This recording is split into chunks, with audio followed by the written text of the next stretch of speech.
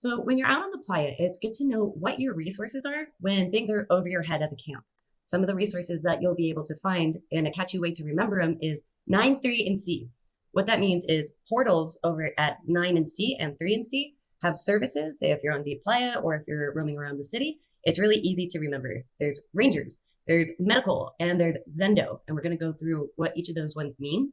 Bed is also a service that we provide, and our placement moves around just like the rest of the camps. If you forget where our placement is, go to any Porto bank. Our address will be on there. We're tagged on all of the Portos. Super glamorous, I know. Every single one. Every single one. And a separate thing that you can do for your campers is bring an extra tent, and we'll go over why. Next up, we're going to be talking about rangers. You can catch them wearing khaki colored clothing, and they will always have a radio on them that they can dispatch to reach out to medical or anyone important.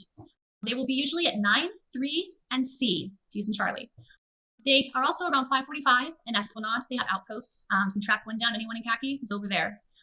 You might even find them around the Man or the Temple. They roam around the playa 24/7, making themselves available to the community.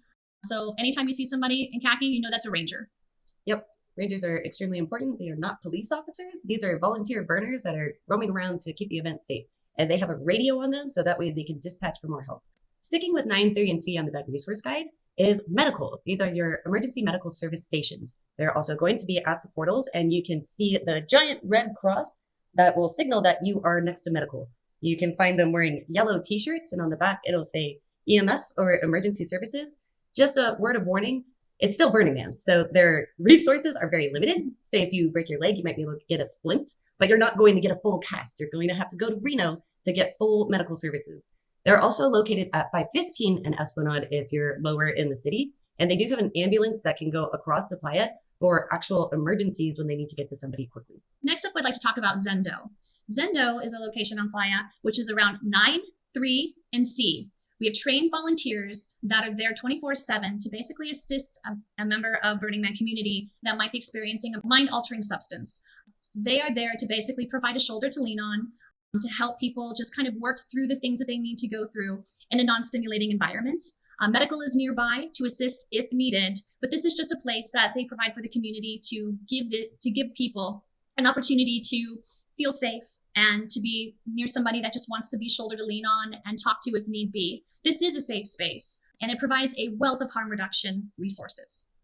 Right. So a service that we have out at Burning Man is Bed. So we're the consent education group on the playa, and you can come and chat with us and learn about consent at any time. If you need our help or just want to come say hey, there is a NOAA that's on shift 24/7. And our NOAA stands for our number one asshole. They're the one with the pink clip, and they'll be roaming around the camp just in case you need to be able to see them and connect with someone in Bed that will also be on radio to a camp lead, a bedhead. But they're not assholes. They're really nice people.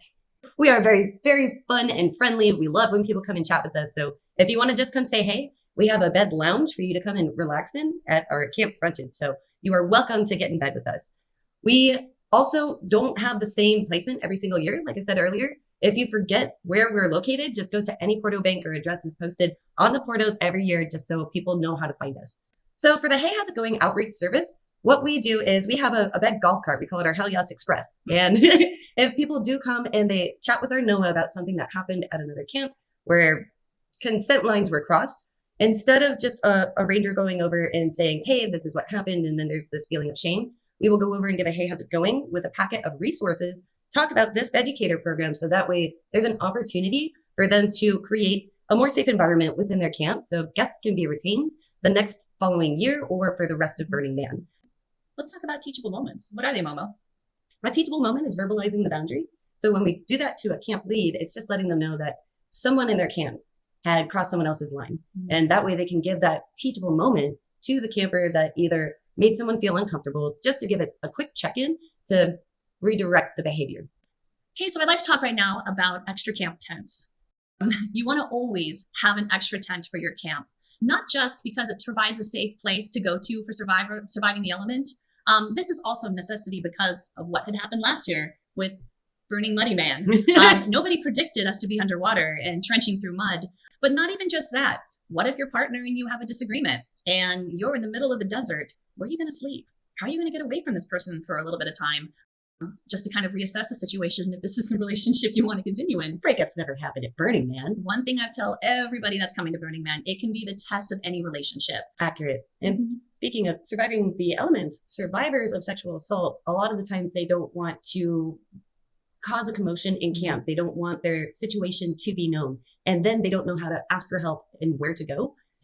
2019, we had 2 different campers come to our camp, and we actually give up our beds so we can let this person have a day away from their camp. So we're encouraging all camp leads or other camps to bring that extra tent in case there is a complex situation where a survivor needs their own space. And it doesn't need to be advertised. Right.